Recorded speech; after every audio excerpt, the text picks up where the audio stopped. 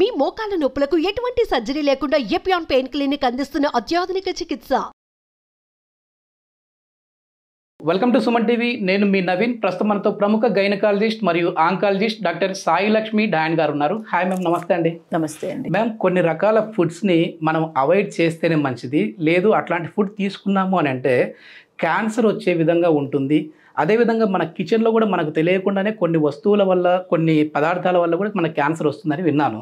So ఎట్లాంటి వాటిని మనం అవాయిడ్ చేయాలంటే? లుక్ అండి, మన స్పైసెస్, హెవీ స్పైసెస్ వాడకూడదు. అండ్ బజార్లో దొరికే మసాలాస్లో చాలా వాటిల్లో అడల్టరేషన్ ఉంటుంది, కలరింగ్ ఏజెంట్స్ ఉంటున్నాయి, కల్తీలు ఉంటున్నాయి. సో చీప్గా అమ్మేయటానికి, లాభాలు చేసుకోవడానికి కొన్ని కెమికల్స్ యాడ్ చేస్తున్నారు. కారంలో కలర్ వేయటము, పసుపులో కలర్ వేయటము, ఇలాంటివి. అండ్ అవి avoid చేయమంటున్నాము.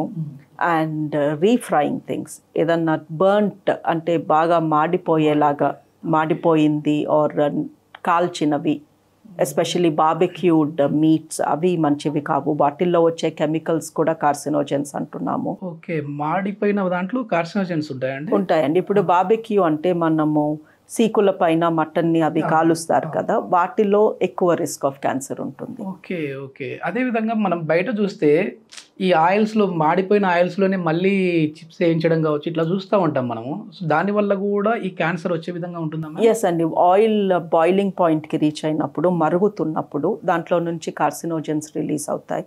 Okay okay. So oil వాడినప్పుడు ఏది కూడా అంత ఎక్కువగా ఆయిల్ హీట్ అవసరం పడకూడదు. సో మనం ఏదైనా డీప్ ఫ్రై చేయాలి అంటే ఆయిల్ ఆ లెవెల్కి వెళ్ళాలి కదా. సో వెళ్ళినప్పుడు ఆ ఆయిల్లో నుంచి వచ్చే chemical can cause cancers.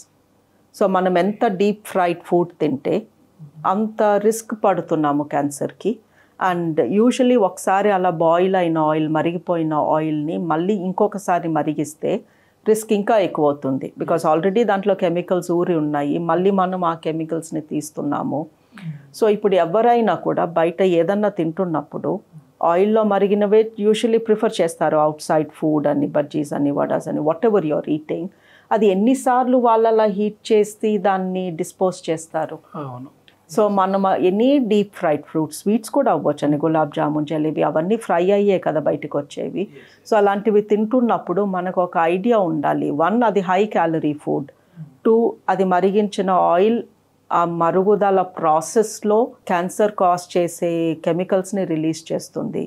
So మీరు రోజు అలాగే తింటున్నారు అనుకోండి, వారానికి 4 సార్లు అలాగే తింటున్నారు. అండ్ బయట వాళ్ళు డెఫినెట్లీ ఒకసారి మరిగించే ఆయిల్ని పారబోయారు కదా.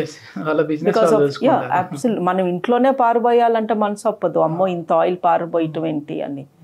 సో ఈ ఆయిల్లో, మరిగించిన ఆయిల్లో వండినది ఏది కూడా limited quantity, limited number of times తినాలి, వీలైతే అవాయిడ్ చేయాలి.